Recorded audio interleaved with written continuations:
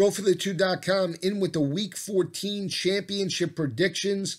Let's jump right into it. MAC championship Friday night, Buffalo and Northern Illinois. Very intriguing battle. From the series perspective, Northern Illinois has won 10 straight over Buffalo by 25.9 points per game and did pick up this victory last year in 2017 by 1 point, 14-13. When you look at this matchup for Northern, they're coming off a disappointing road loss to Western Michigan. On the flip side, you have Buffalo that dominated Bowling Green on the road and are rolling into this MAC championship with a 9-3 overall record.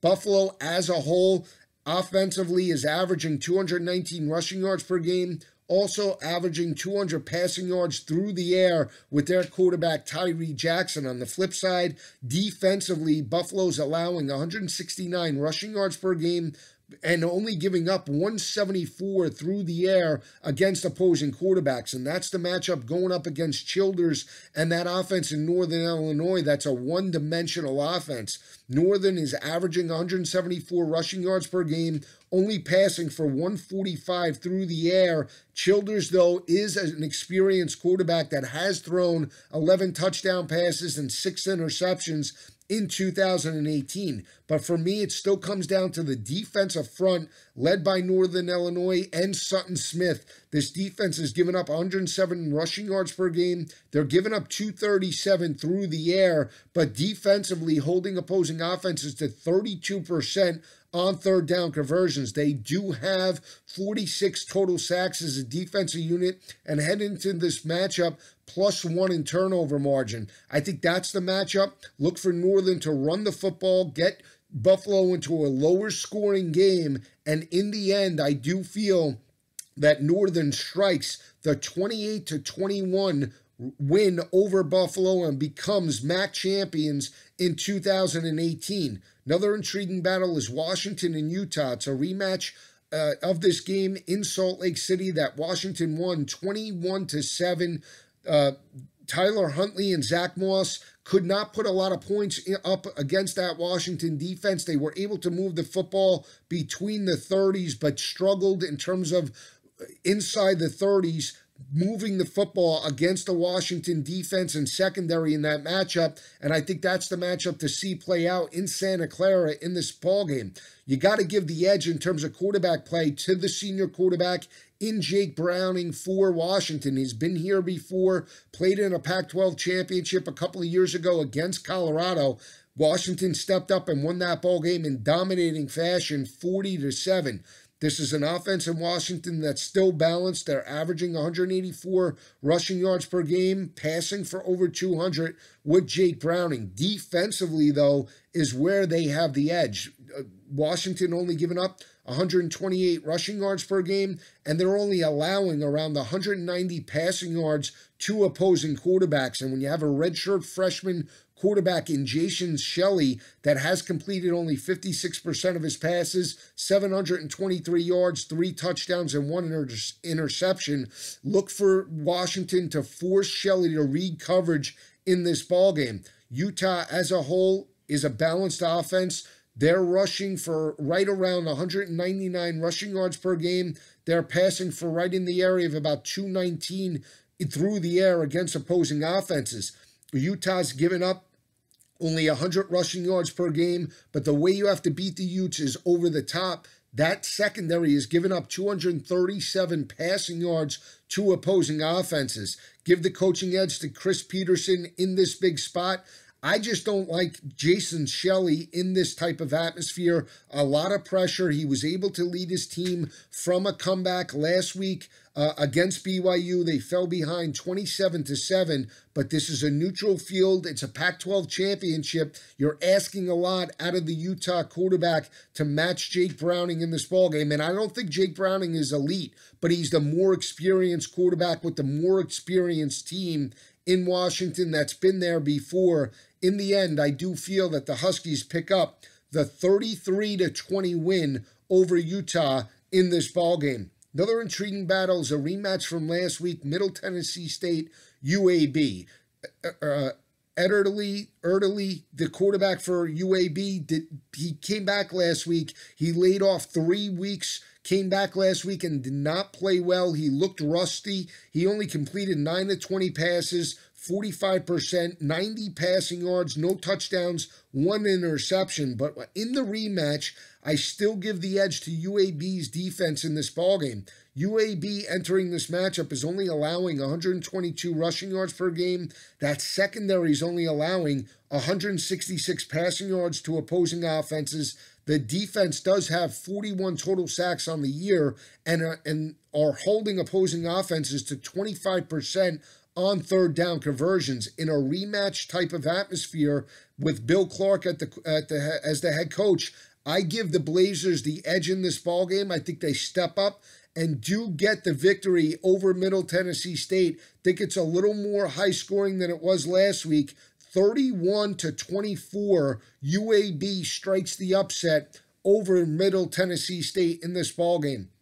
Another intriguing battle, SEC Championship. You got number 1 Alabama. You do have, probably right now, number 5 Georgia in this matchup heading into this ballgame. It's a rematch of last year, 26-23, the national championship game. Over the last 4 meetings, Alabama's won the last 4 by 11.5 points per game. But when you look at Kirby Smart and Georgia in revenge opportunities, 2016, Georgia lost 5 games. Last year, Kirby Smart and Georgia avenged all 5 losses. They were 5-0 in revenge spots from 2016, and they won those 5 games by 31.5 points per game. They now have an opportunity to avenge last year's national championship loss to the Crimson Tide. When you look at the matchup, Georgia's averaging 260 on the ground with DeAndre Swift and Elijah Holyfield. They're averaging 226 through the air with Justin Fields and Jake Fromm at the quarterback position. Defensively, the Bulldogs are only allowing 128 rushing yards per game and only giving up 175 passing yards to opposing offenses.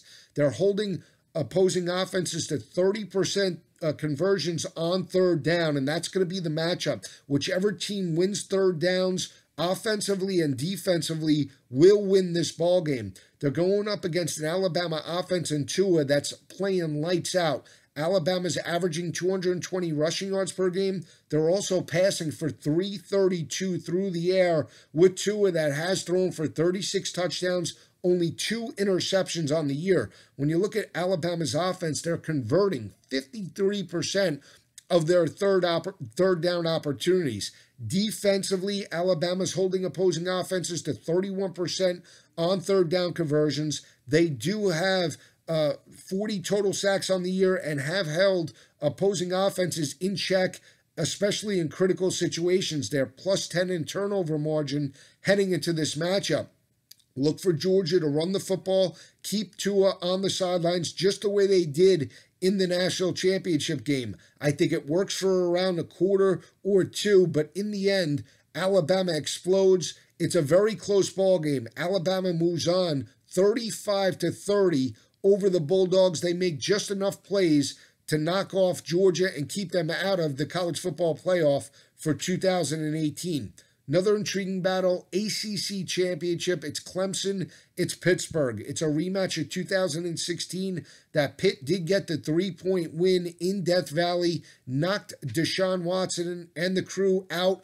They were on the outside looking in before they knocked down the door and made it to the college football playoff that season. Played very well as well throughout the way. But this is a Clemson defense, when you break it down, they're giving up 90 rushing yards per game. Their front seven is the strength of that defense. They're holding opposing offenses to 27% on third down conversions, only giving up around 180 passing yards per game. They're going up against a one-dimensional offense in Pittsburgh. They're averaging 253 rushing per game with Hall and Olesen, and more importantly, Kenny Pickett and that offense are only averaging around 148 passing yards per game. That's the matchup going up against Trevor Lawrence and that unbelievable high-octane Clemson offense. You look at Clemson as a whole, they're averaging close to 219 rushing yards per game. They're also averaging 275 passing yards against opposing defenses. When you look at Trevor Lawrence, he's completed 65% of his passes. And they're going to put a lot of pressure on Pitt's defense, especially in the secondary. Pitt does not have the type of offense to play score for score with Clemson. Even if they try and run the football, that's going right into Clemson's strength. I think Clemson dominates this matchup. They dominated last year against Miami. They're used to this type of situation. Dabo Swinney's a big game head coach. He has the better weapons. I think Clemson wins this ball game by 28 points or more. I'm calling for the 48-17 win over Pittsburgh in this ball game. Clemson wins 48-17 over Pittsburgh in the ACC championship game. Big Ten championship game between Ohio State and Northwestern. This is an intriguing battle because you have an Ohio State team that exploded for 62 points against Michigan, dominated that matchup 62-39 over Jim Harbaugh and the crew. Ohio State put up 587 total yards of offense. This is an offense in Ohio State that's averaging 187 rushing yards per game and passing for over 300 with Dwayne Haskins at the helm. Dwayne Haskins has thrown for 42 touchdown passes, only 7 interceptions. That's the matchup going up against Clayton Thorson in this ballgame. Northwestern still has a one-dimensional offense. They're only averaging 115 rushing yards per game. They're passing for 272 through the air with Clayton Thorson. He's completed 60% of his passes, 2,645 yards, 14 touchdowns, 12 interceptions. They're going to need to slow down the tempo in this ballgame. But Northwestern 2 years ago went on the road into Columbus and lost that matchup 24-20 in the Horseshoe. They played Ohio State very tough. I look for the same type of game plan out of Pat Fitzgerald and the crew. When you look at Northwestern's defensive front seven, they're giving up 134 rushing yards per game, and they're giving up close to 250 through the air against opposing offenses. They're giving up around 238 per game against opposing offenses in the Big Ten. That's the matchup. They allowed over 300 passing yards to Michigan State, over 300 passing yards to Ian Book and Notre Dame. Can they contain Dwayne Haskins? I think they can do it long enough. In the end, I do feel that Ohio State escapes with a 7-point win. Look for Ohio State to win this ballgame 31-24 over Northwestern in this matchup and become Big Ten champions in this ballgame. Last game is a very intriguing battle. It's Marshall and Virginia Tech. Virginia Tech stepped up in the fourth quarter. They got a miracle win over Virginia. Don't ask me how they did it, but Virginia really gift-wrapped a win for the Hokies in that matchup. They won that ball game by 7 points, by 4 points in that battle over Virginia in that matchup in Blacksburg. You're talking about a Virginia Tech team that's sitting at 5-6 overall and is looking to become bowl eligible. Marshall, on the other hand, they're playing very well defensively. They're only giving up 330 total yards of defense. They're allowing close to 100 yards of rushing offense and only allowing around 180 passing yards per game. On the flip side, you have a Virginia Tech defense that's given up 206 rushing yards to opposing offenses, coming off an emotional win at home. I don't care. I think Marshall strikes the upset over Virginia Tech. I still go with the better defense. Marshall will want to win this game, even though Virginia Tech needs it more. The Thundering Herd strike the upset. They run the football, put the pressure on Willis, and the defense steps up and forces turnovers. In the end, Marshall does get a 42-34 win over the Hokies in Blacksburg and knocks Virginia Tech out of bowl contention. If you want to know about the other conference championships, stay with me every weekend. Saturday mornings, college football today from 10 to 1 p.m. Stay with me. You can stream the show on YouTube. FNTSY show is College Football Today, 10 to 1 p.m. Eastern every Saturday. Stay with me. Have a great weekend, everyone. Enjoy the games.